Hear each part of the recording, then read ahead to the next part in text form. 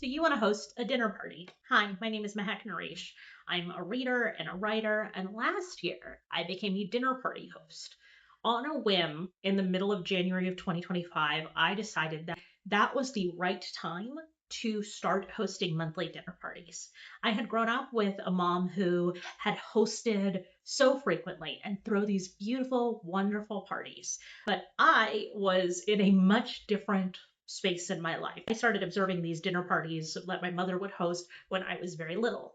But my mother was a homemaker, and I wanted to determine how could I incorporate dinner parties into my life as someone who works full time and has kind of a busy life. I wanted to do this for a variety of reasons. It wasn't just a let me get my friends together kind of thing. And the goal really was to be very intentional about this. I wanted to have like beautifully cooked food and for all of it to look nice.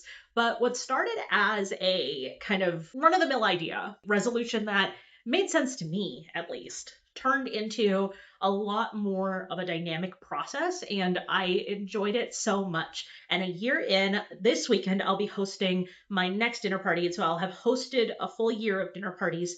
And I am just so glad that I decided to do this and that I started to do this. So, for context, my life changed pretty dramatically out of 2023, 2024, and coming out of those 2 years of, not to say flux, but they were not the best years in the book.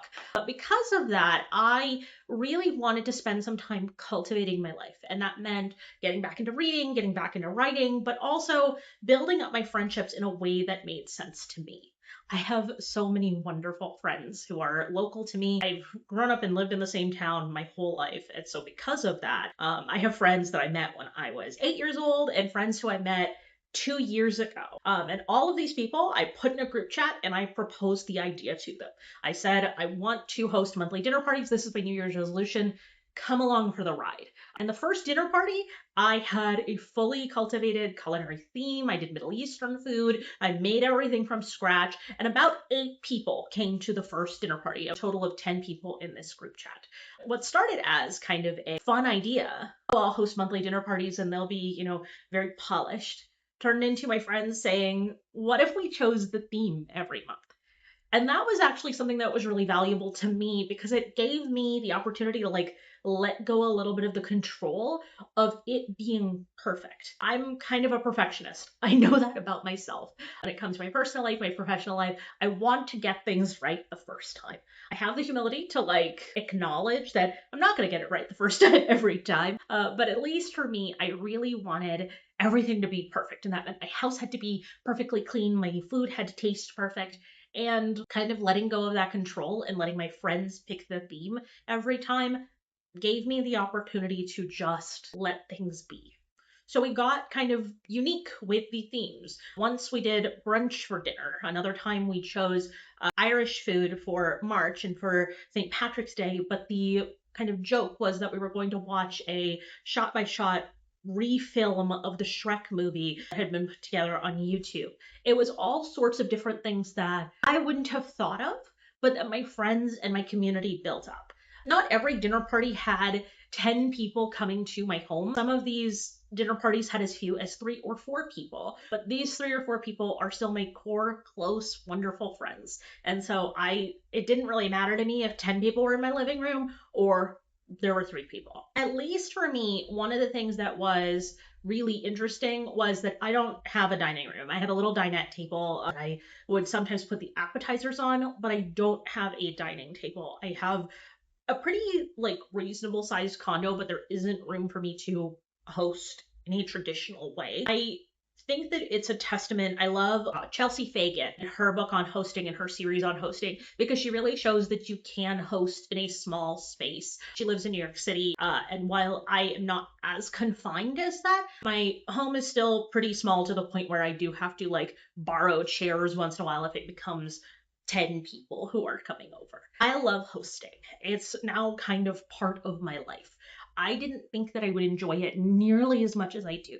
It gives me so much structure to my month where before I would just kind of let my house go and leave it to, oh, I'll take this out later. I'll deal with this later. Once a month, my house has to be not perfectly clean, but close enough to be able to really feel like, okay, I've kind of freshened up in a way that allows me to have people come in. But also, I've gotten a little bit okay with people walking into my home and it not being perfectly picked up. There's a chair sitting over there that I put on this side of the living room that belongs in my kitchen that's been there since the last dinner party. And I'm slowly like evolving this concept. So this month we're going to do a soup salad and breadsticks theme. I had pitched it originally as a soup night and it's kind of turned into an Olive Garden night, which is so fun. And also what I've incorporated is like a Google form for each of these. So I sent out the Google form a couple weeks ago. I had my friends tell me what they were bringing. Not every dinner party is a potluck. I hadn't intended it to be that way, but my friends are so gracious that they have wanted it to be a potluck, and it's all the more fun, all the more merrier for it. And of course, my dinner parties would not be complete without my lovely mascot. Sunflower is my 7-year-old cat who is such a wonderful joy in my life, but she also kind of acts like a toddler because, well, she's a cat. But she will kind of, like, she wants to greet everybody at the door, which is great. She gets a cuddle from everybody. And then once everybody has sat down with their food sort of settled, she'll go to bed for a couple of hours. She'll go take a nap in a corner. And then she'll come back and she'll find a chosen person to sit on their lap. And this is also such a wonderful little thing that's been incorporated into my dinner parties. And it's just so fun. I'm not saying that you have to start doing dinner parties or that this is the best use of your time or the best way to build community. But I think for me, what it did was show me how capable I am. Not every dinner party was perfect. I've never been the perfect host. I don't always know what to say or do, but it gave me structure. It gave me a little bit of believing in myself. And I think that's really what I needed to keep this going. So I hosted 11 dinner parties, and for what it's worth, we only skipped 1 month, and then one was at a restaurant. That was kind of like a fun thing. And then we'll probably do a similar structure this year of this event, probably doing one at a restaurant and then the rest of them happening at my house. If you found this video valuable, please do like and save and share and comment and all of that sort of stuff. It is always so fun to be able to talk to the camera for a little bit and just kind of talk through sometimes like the ideas that I blog about, and I can come here and be a little bit more off the cuff and just kind of chat through ideas. But that's all for today. Bye.